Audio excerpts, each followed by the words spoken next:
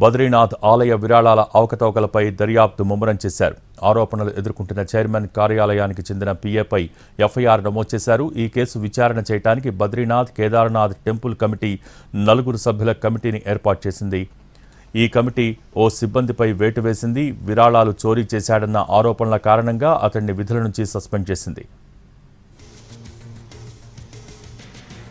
Suspend అయిన Pramod నౌతియాల్పై Badrinath police స్టేషన్లో criminal FIR నమోదైంది.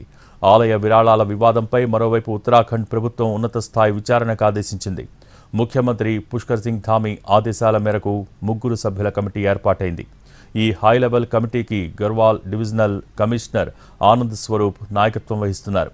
National health machine managing director Sandeep Tiwari, medical health services finance director జగత్ సింగ్ చౌహాన్ ఈ కమిటీలో సభ్యులుగా ఉన్నారు.